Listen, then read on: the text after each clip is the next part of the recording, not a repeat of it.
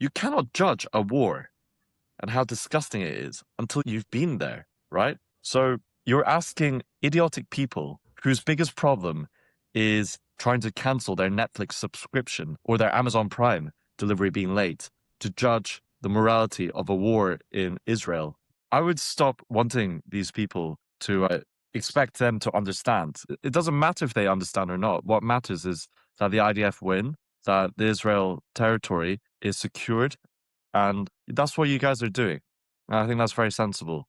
When I speak to these idiots, that's how I see them. Millions of people have opinions about Israel, yet most have never been there. They've never walked its streets, sat with Israelis, or spoken to the people living through this war. Still, they already know who's right, who's wrong, who's the victim, and who's the villain. Ryan Williams, one of the loudest voices defending the West. But until recently, he'd never actually visited Israel. After finally seeing Israel with his own eyes, he came away with conclusions that many of his critics won't want to hear. So what surprised him? What did he get wrong? And after experiencing Israel firsthand, does he still believe what he believed before? Ryan Williams, welcome from Israel to our show. Thank you. Very happy to be in Israel. Is the best. That's what they all say. Welcome.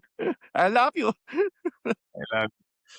Ryan, you've only been there for a short time, I believe a week or so, right? But what's the one thing you've seen in Israel that would shock the people who criticize it the most? I would say that I haven't experienced any of the bombs yet, so I'm quite disappointed. I was supposed to come, and Iran was supposed to be bombing Israel, so it's not very exciting. It's too safe and it's too boring. It's just all you've got to do is beautiful beaches, very beautiful women, and the food, the Israeli food. We can talk about the food. I need to piss off some Jews, otherwise, it's not fair. So let's piss off some Jews. As an Asian guy, you guys don't eat bacon or pork. So your ramen noodles are beef ramen noodles. That is a travesty. Everything else is the food is too fresh. The vegetables and fruits is annoying because I have to go back to eating British food and British vegetables. So I'm annoyed because now I know what a real fruit tastes like. So I'm very angry at Jews for many things, to be honest. Yeah. What have been some of your highlights for on your trip so far? I made some friends with some stray cats. I went to Jerusalem, and I saw a sign saying "Do not sit," and then there was a guy sitting, and he was a rabbi. So these rabbis are badasses, and yeah, just little things like just meeting people, just Israelis. They're very sweet. They'll come up to you. I love you. Israel's the best. I need to try and figure out what this Israeli accent is. Israel, Yeah. Yeah.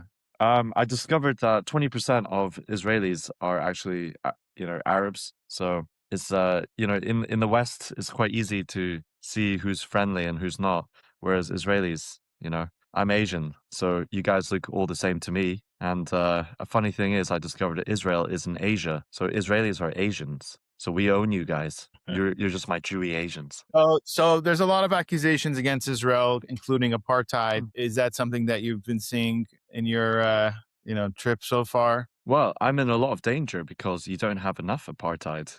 In fact, you don't have apartheid at all. Actually, the only apartheid that I saw was in Jerusalem, where I was not allowed to go visit the mosque. And then the Jews were protecting the Muslims, saying, this is for Muslims only, and I'm not allowed to go. So I tried to speak to them, and I said, look, I am a Muslim. And they said, no, you're not. And I went, Ashhadu ilaha illallah wa ashhadu anna Muhammadan Rasulullah. Get me in. I said it 3 times, and they still wouldn't let me in. So Jews are racist against Scottish Koreans, and they don't believe anything I say, and they think I'm full of. So they were like, "Nope, you're still not Muslim. Go back and eat some shawarma." So that was my racist experience in Israel. I had a delicious shawarma. It cost something like 80 shekels. I'm pretty sure I got completely ripped off. Paying $25 for a shawarma is disgusting, and that is my worst experience in Israel. I will never return because I had to pay $25 for a shawarma. Such a problem country. You're obviously not Jewish. You're not Israeli. Why do you care about Israel? Why do you Why do you go there? Why did you go there? You never know. I might do a Tucker Carlson or Candace Owens. My gosh, that's terrible. Like Megan Kelly.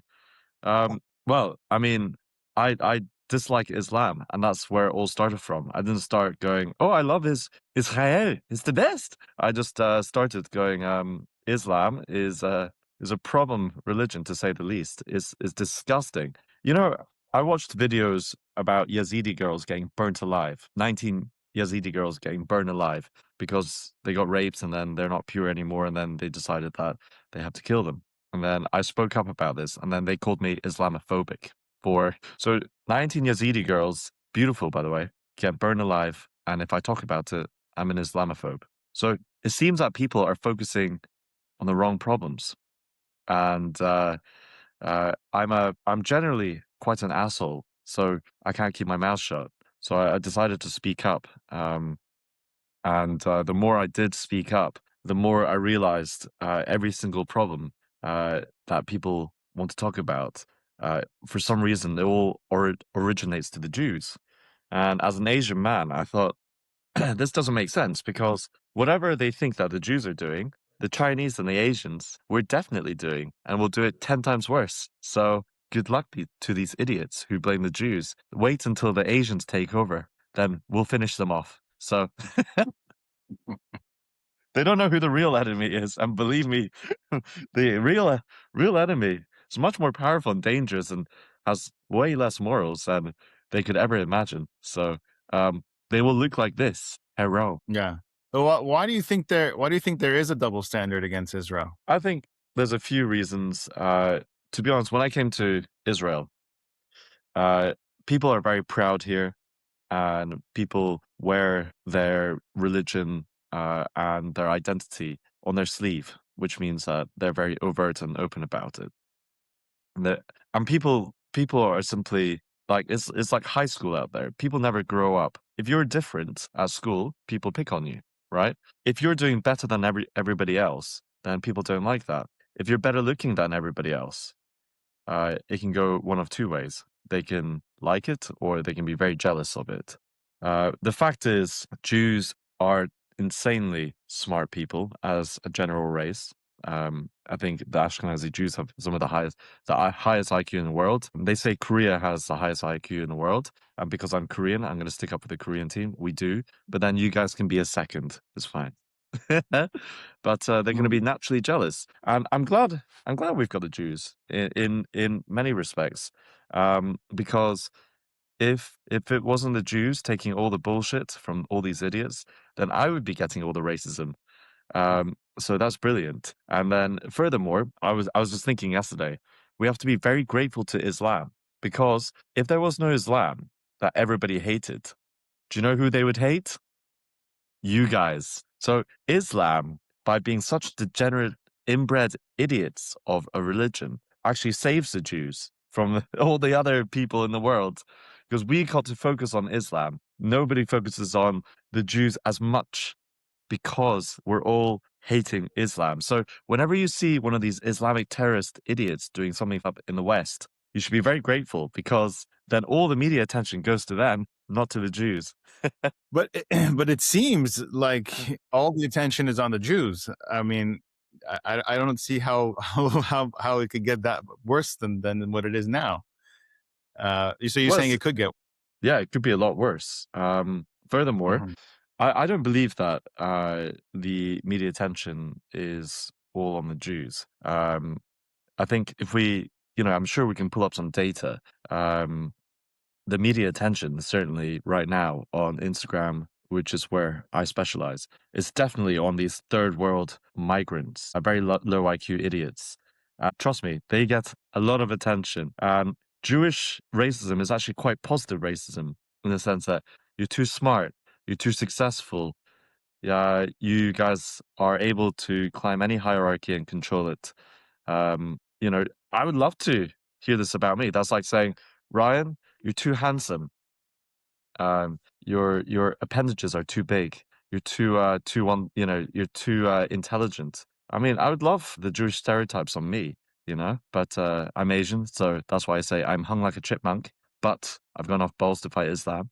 But believe me, I think Jews, you guys need to be realistic and not be uh, too sad about everything because it could be a lot worse. And yeah, a lot of the Asians, we look up to Jews. You got a very good reputation to Asians, and we're like 60% of the bloody planet. If you just take India and China alone, I mean, like they're the two biggest populations in the world, and really, they don't really give a damn about Jewish stereotypes. So maybe you're looking at it from a very small lens. Um, and I know they say no Jews, no news, but we are the biggest populations in the world, and we love you guys. Israel is the best. Sorry, I heard it a Well, million times. I have to say it. yeah, Does that answer it with some data? yes, yes. I mean, we know that India, for example, India is big supporters of Israel, and that's a billion people right there. So it's true. We have to focus on our supporters. Um, Anyway, when did Israel become personal for you? When did you start looking into Israel? When did I know you were speaking about Islam for a long time, but when did you start focusing a little bit more on Israel? To be honest, all the hot Israeli girls reaching out, and I'm like, oh wow, maybe I'll marry a Jewish girl one day. So I thought, damn, I can't have you guys wiped out. There's just no way. No, to be honest, look, even if I didn't like Jews, and even if I, you know, even if you guys were all the evil bastards in the world, I don't care. There's only one Jewish state. We don't want Israel to become Muslim, right? So automatically, that makes me a Zionist. What are you gonna do? You're not gonna like occupy Canada. You need a sovereign state. It makes sense that it's here. It's probably the worst location for you guys. You're in the pit of lions, pit of snakes, and it's just extremely impressive. To be honest, I'm very impressed by the more you learn about Jewish culture and what they have achieved. There's nothing but admiration, really. You guys have gone through the most toughest situations. I mean, let's be serious. Okay, I need to insult some Jews. I'm sorry. I can't just be like I love Jews all the time. It's not happening. I went to Judea and Samaria, West Bank, right? West Bank. You guys chose that as your holy land. It doesn't look very holy to me. It's just sand and rocks. And somehow these settlers with nothing turned that sand and rocks into vineyards after the Romans salted your earth. You guys are crazy, you know? You guys like imagine a settler farmer going into West Bank, seeing like the worst kind of conditions for growing shit in. And he goes, this land is the best. This is where I'm gonna create my farm and my fortune. This is where I'm gonna grow grapes. You think he's crazy, but he probably is. And yet somehow you got no water, but you're like, no problem. Hashem will provide the science, reverse osmosis, and I will irrigate these lands and create paradise. Guys are nuts. Like you should have picked somewhere like like somewhere like I don't know, Hungary or blah blah blah. It would have been so much easier to pick Scotland. It's very green and beautiful. But instead, you had to go to like the most dry, thirsty, like hot place and work like slaves to make that land look half decent. It's crazy. Yeah. Why do you think so many people in the West are afraid to defend Israel publicly? What would you say to somebody in the West who says, "Why should I care about Israel? They have nothing to do with me." Um, well, what would you say to Keir Starmer and his government? Well, Keir Starmer is a wanker, which is what the British people say. Nobody likes him, and the vast majority of Americans and Western people have Jewish friends that they love. The vast majority of people around the world do know about Jewish culture, and everybody looks up to a Jewish person. Probably, like if you are into comedy or you watch Friends, like Ross Geller, who TV shows, top directors. So I think we need to take it into context, which is it's humans are I'm not that smart, but there are people who are dumber than me, which means that they're bloody retarded. So when they see war, then their feelings are going to be mixed, no matter what, right? War is not to be understood. I don't think. We fought so many wars in human history, and there's no, we try to make right or wrong from it, but people just soldiers come away thinking this is just hell, right? And people are very comfortable in their lives. People live very comfortable lives and they have no idea what real hardship is. And they see war and they are sitting there naked on their couches in their underwear, like I am in now, and they judge Israelis at war. And that's a problem because you cannot judge a war and how disgusting it is until you you've been there, right? So you're asking idiotic people whose biggest problem is trying to cancel their Netflix subscription on how to do it, or their Amazon Prime delivery being late, to judge the morality of a war in Israel, which is one of the most hard places to live. So I would stop wanting these people to expect them to understand, because it doesn't matter if they understand or not. What matters is that the IDF win, that the Israel territory is secured, and that's what you guys are doing. And I think that's very sensible. Um, when I speak to these idiots, that's how I see them. To be honest, I see myself as an idiot. I don't come thinking I'm an expert. I come thinking I'm an idiot. So why do we expect these people, these idiots, all the rest of the idiots who've never experienced war, never experienced any hardship, to understand? So you've got to give them, a little bit of grace on that. Yeah. So should we not care about Tucker Carlson, Candace Owens, Megyn Kelly? These people have millions of followers. Piers Morgan.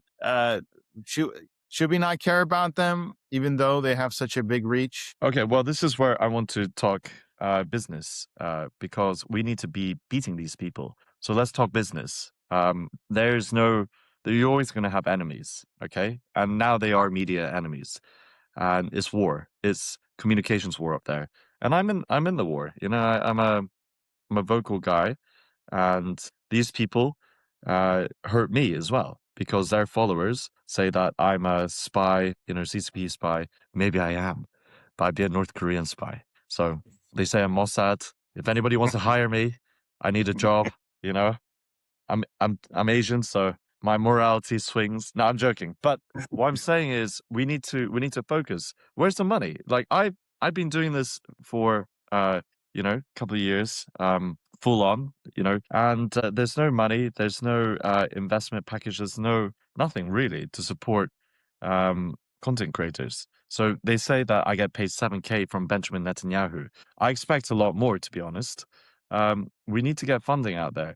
I'm in Israel trying to raise money um, to build a social media school where I can help train other social media influencers. Where is that training center? Where is the training center?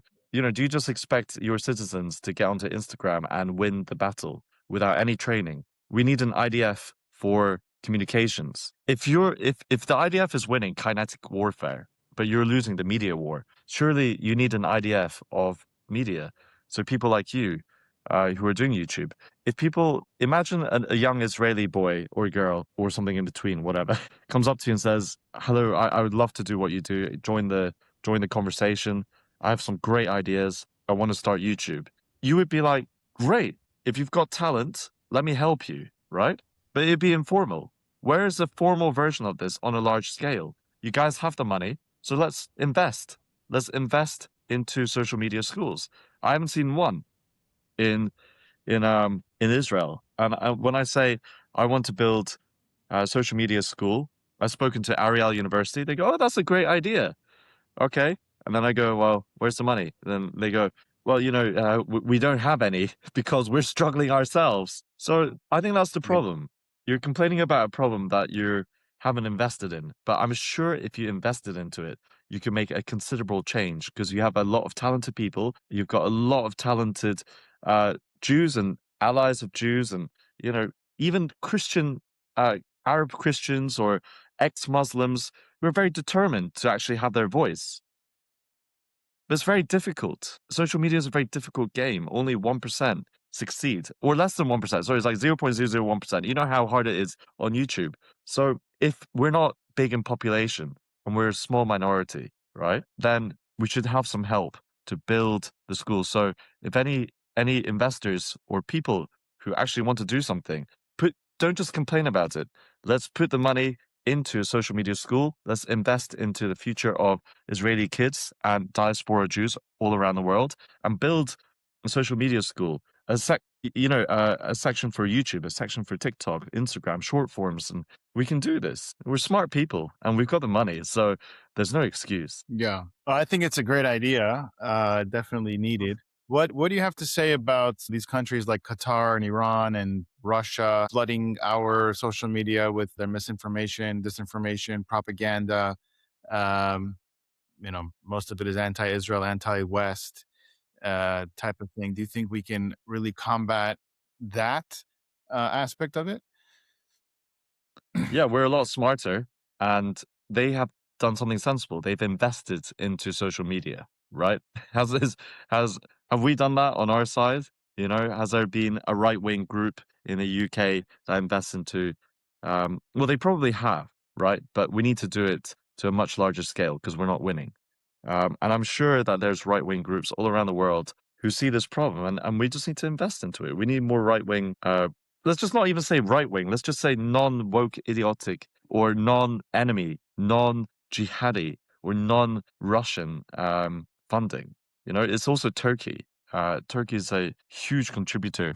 They basically pay Pakistan for a lot of these bots. But again, it's just about money and investment. So let's just think about it as a business. We don't win the media war because we haven't invested into it. Exactly. Now, you've been labeled everything from Islamophobe to far right.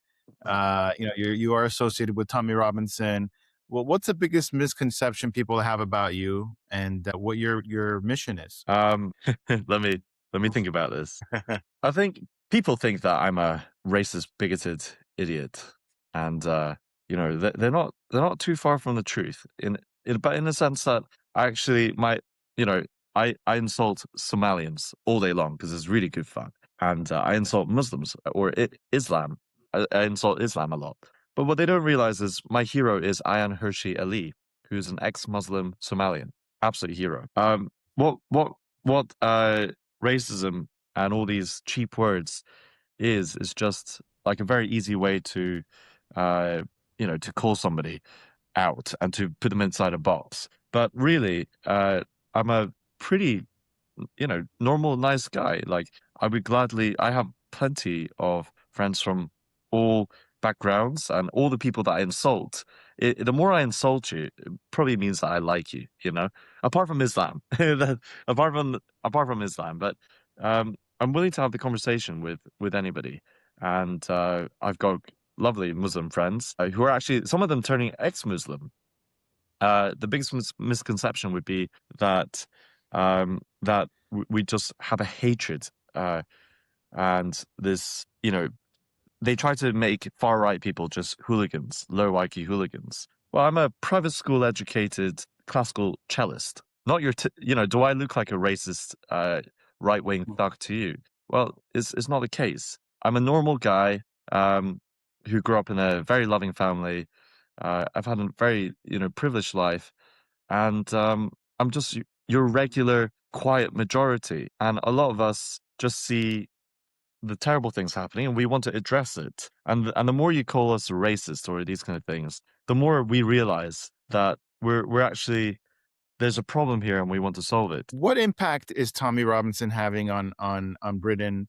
Do you think that he's paved the way for people like yourself? I think you've been part of a few rallies with him. What are your thoughts about him? Well, Tommy Robinson, his work and his dedication and what he's been through is remarkable.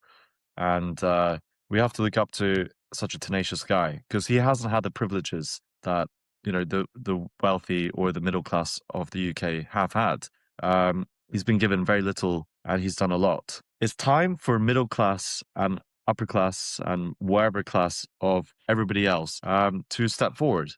Um, there's a lot of I come from a private school, and there's a lot of people who want to see and do want to see people from all sections of society start doing something. They're just not brave enough. I grew up on Christopher Hitchens, Sam Harris, Richard Dawkins, top physicists in the world, and where are those voices? We may have like Douglas Murray every now and again, but it's not that much. We need everybody. And Tommy Robinson really kind of came in when there was very few people to do it. So thank you to Tommy Robinson, but we can't rely on just Tommy Robinson. We need great people, fantastic, great people from all sections of society, which Tommy isn't. Tommy is. He is one of them. But we need like the academic class, and we need the middle class. We need just like your, normal people to start getting into the conversations. We need more Yeah. Christopher Hitchens. Yeah. What is it about Britain, the government there, that is so afraid to criticize Islam? When you watch Piers Morgan, for example, which I do, he's very afraid to do that. He's constantly criticizing Tommy Robinson for that. What is it about British people? I don't know about UK that is just so afraid. When you're fat, comfortable, and privileged, you lose touch with reality. And that is the UK civil service. It has become fat, lazy, and privileged. And I feel sorry for people working in that government. The level of political and social tension in the office workplace. Nobody wants to get fired. Nobody wants to lose their job, their comfy life.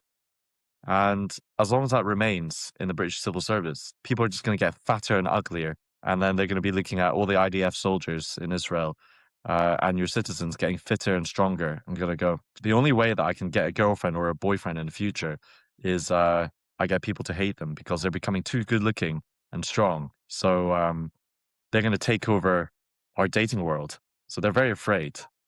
Yeah, just the British civil service has become very ugly. I mean, if they had Tinder, nobody would match with them. Nobody. And that is the problem. Yeah. Now, you've spoken about the thousands of Americans who died defending Korea.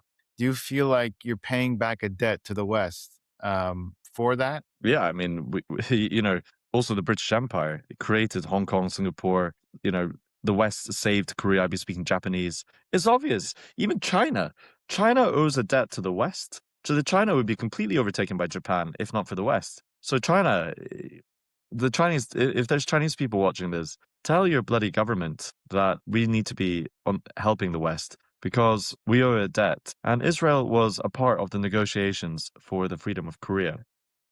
And a lot of Jewish Americans died liberating China. So all Asians, apart from the Japanese, we have a debt. And even Japan. I mean, you threw 2 nuclear weapons at them, nuclear bombs. And even that wasn't enough to stop the Asian alliance with the West. Japan and America are best friends now. I mean, people think you can't make up in a relationship. America literally gave them 2 nuclear bombs. Their children, like, just disappeared in like a second. And future generations had radiation poisoning. And Japan, if you look at Twitter, the biggest love romance on Twitter is Japanese culture and Southern American culture. Japan loves like the monster trucks, the barbecues, country music. Well, you got all the Japanese right-wing people wearing the countryside hats and singing the country songs and, trying to do the American accent, trying to ride a horse, cowboy. They love that. And the Americans, they just love Japanese culture. I mean, think about it. Just, we can figure it out. There's no relationship that cannot be fixed between Asians and the West. We love each other. We always will. China is just trying to buy cheap oil from Iran. They're trying to just grow as a country. But one day, China will realize how much they owe to the West, how much they owe to their civilization, to the liberation of their country from World War II, from Japan, the Japanese Empire, which was brutal. It was disgustingly brutal. They would have wiped out the Chinese. And we'll all become friends. And Asians, I'm very proud to be an Asian in this day and age living in the West because the future, the perfect future will be achieved when Asians and the West team up genuinely as a strong friendship. And we will create paradise on Earth because only 2 civilizations have created paradise on Earth, which is the Asians and the West. I mean, South America. I mean, it's just not quite there yet. Africa, Middle East. They've just never done it. Only we have. So let's do it. Let's become friends and wipe out the Middle East. I'm joking. Wipe out Islam. We'll destroy Islam. Yeah. Do you think that what's happening in Europe will eventually happen in America? I know we've seen like Mayor Mamdani take over New York. We're probably going to see more mayors across America. You have Dearborn. Do you see it coming to America? And what warning do you have for America? As if America's listening to me. Actually, they're listening to your YouTube. So I'll say this, Yes. America. I'm going to be a refugee inside your country probably. So get your shit together. No, I'm joking. I would say I see a world where we have kind of a two-tier world, that we live in a very dual kind of world where that similar to our apartheid in some ways, that the sensible people will create little fortresses, tribes. I believe we're going into tribal times again. We're regressing, and this peace and love between everybody, it's just not going to work, right? With too much immigration, too much mass immigration, and splitting of the cultures. Diversity does not make us great. Shared values makes us great. Okay, and you can see it with Israelis. They all have shared values, and that's what brings them together ultimately. Okay, so in the West, we're going to probably get countries who do very well, like Hungary and Poland. Poland's doing extremely well. They're homogenous. They'll be fine, right? There are countries who are getting immigration, but they'll kick him out. So that's maybe somewhere like Hungary. Hungary is gonna stop a lot of the immigration. They have stopped already, right? Like Czech Republic, they'll probably survive. Like Latvia, Lithuania, like they'll do extremely well. Places like Germany, the UK, and the US, where there's huge amounts of immigration. What we'll probably see in the US is more states like Arizona, Florida doing extremely well, and seeing places like California, unfortunately, New York City, but not New York State, but maybe places like Seattle become shitholes. They'll just allow Seattle to become a shithole or Minnesota to fail, right? Because people vote on their feet and they'll just move, right? And eventually the contrast will be so big, right? They'll be so big that it'll just be obvious. But even when it's obvious, people are still idiotic. And we'll always have this problem. But that's just the case. Um, yeah, I think we're gonna live. America's gonna be very. It's gonna look like an interesting world. Places like Florida and Arizona, there'll be parts of America which is gonna be extremely doing just so bloody well, and there are gonna be parts of the U.S. that just look like Gotham. So Mm. America's not going anywhere. It'll just look a little bit different because before it was the United States of America, and then in the future we'll have the United Sensible States of America and the United Retarded States of America. Now, what does speaking out cost you personally? What's the hardest sacrifice that you made? I know I've seen a video that you were detained at the airport. Just speak a little bit about what it has cost you so far, and is it worth it for you? So lucky because it's probably the best interview I've ever done. But I'll say this. Well, I can call myself the victim, but let's be real. I've met people that I could never have met, some of the smartest, most dedicated, passionate people in the world. And I wouldn't trade this life for anything ever. I love it. It was my dream to meet such wonderful, great people and be on a mission. We're naturally designed for war. I think some people, and I've always wanted to live a life with purpose. So genuinely grateful. What has cost me is, some dodgy situations where I feel like I'm going to go to jail. My banks get investigated for, anti-money laundering, terrorism financing. So financially, I've been hit very hard. Um, and I travel a lot. I can't live in the UK safely. But it's a small price to pay for meeting such wonderful people, and I'll keep on going no matter what. Because I'm already living the life that I couldn't ever imagine possible for somebody like me. And there's no going back to an office life, I'll tell you that. Yeah. Have you lost friendships or family relationships over this? Are there moments where you feel like alone? Yeah, well, I don't really speak to my family. for now, but they'll understand in the future. I've got a lovely family. They're just very decent people, and they don't want to be associated with such hatred, as they say. Um, and I don't expect them to understand the situation because not many people do. And war is dirty, and this is an online war of communications and ideas, and it will be messy. And the fact is, I'm enough of an asshole to not give a damn what anybody thinks, including my family. It does hurt to not be able to have them on my side, but that's the price I'm willing to pay. And as I said, like my family will always be there for me. I'll always be there for them. But right now, it's okay to be away from family for a little bit. I mean, like in the past, people went on war and they never came back home, or they didn't have cell phones. They didn't know if they're safe. Like my family know I'm still alive and I'm still healthy, eating well. Like my Korean mother is all she wants. My mom probably just wants me to see some pretty ladies and like have a good life. When I was young, I was a fat, chubby Asian kid who she was very worried would never be cool. She was like, "Here's some money for alcohol.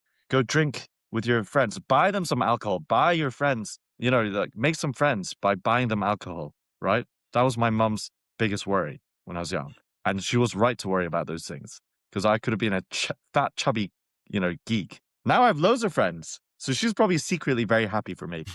Hopefully. Yeah. What is South Korea's general view on Israel? Do you have a lot of pro-Israel people there, or Oh, this is a um, great one. Did you know the Talmud is studied in Korea? yes, I did hear about that. Yeah. So Korea is a very interesting question, and let me tell you about this properly. There's a very strong Jewish pro-Israel stance by some Korean Christians. Korea's has got these crazy ass Christians. Uh, some of them pretty demonic. They're mental, like Mhm. the Moomins. Uh, Koreans are nuts. We're crazy.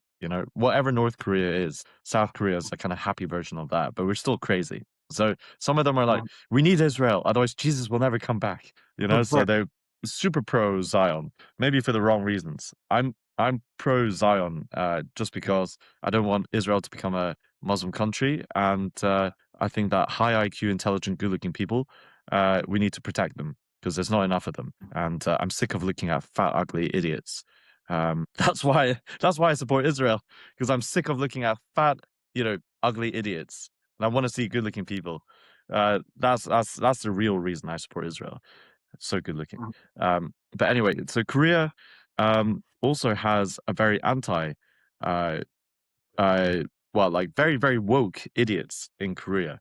It's mainly from childless women, and they refuse to sleep with Korean men, and they hate Korean men.